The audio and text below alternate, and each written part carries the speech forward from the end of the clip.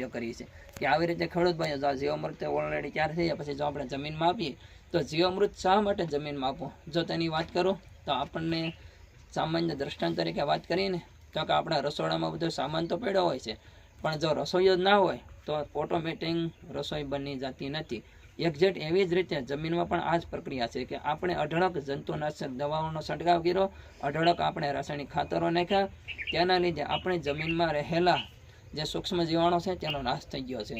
નહિવત પ્રમાણમાં સૂક્ષ્મ જીવાણુ રહ્યા છે.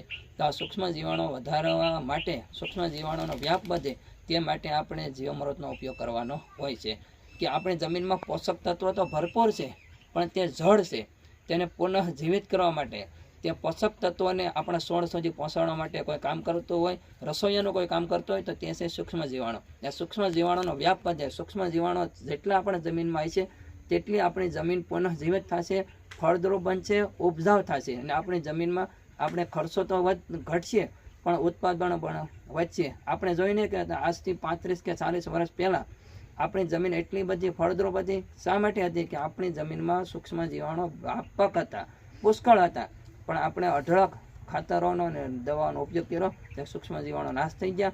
તેના લીધે આપણે ઉપરથી ગમે તેટલો ખાતર આપીશું પણ જો આપણે જમીનમાં રસોઈ બનાવનારો કોઈ નહીં હોય તો તે રસોઈ કરીને કોઈ આપણને આપશે નહીં. તેના માટે જ આપણે જીવામૃત ઉપયોગ કરવાનો હોય છે અને જીવામૃત થકી જેમ આ 200 લીટરના બેરલમાં સૂક્ષ્મ જીવાણુ અબજોની સંખ્યામાં થઈ જાય, ત્યાર પછી આપણે જો જમીનમાં આપીશું તો જમીનમાં પણ તે મલ્ટીપ્લાય જ થાય છે. તે જમીનમાં પણ અઢળક અબજોની સંખ્યામાં આ જીવાણુ ઉત્પન્ન થશે. ત્યાર પછી જે નીંદરમાં, જે જડતામાં જે અળસિયા આપણે કહીએ છીએ તે અળસિયા પોતાનું કામ કરવાનું બંધ કરી દીધું હતું, તે અળસિયાને પણ જો જીવામૃત આપીશું તો અળસિયા પણ પોતાનું કામ કરવાનું ફરી વખત ચાલુ કરી છે. ને અળસિયા અને આ સૂક્ષ્મ જીવાણુ જો આપણી જમીનમાં હોય છે તો જ આપણી જમીન ફળદ્રુપ બનશે ને આપણી જમીનમાં કાર્બન વધશે. એ ખેડૂત ભાઈઓ એટલા માટે જ આ જીવામૃતનો તમે તમારી જમીનમાં ઉપયોગ કરો ને આપણી જમીન જો ફળદ્રુપ બનશે તો જ આપણે પાક વધારેમાં વધારે લઈ શકીશું ને આપણે ખર્ચામાં આપણે બિનજરૂરી ખર્ચો પણ ઘટાડી શકીશું.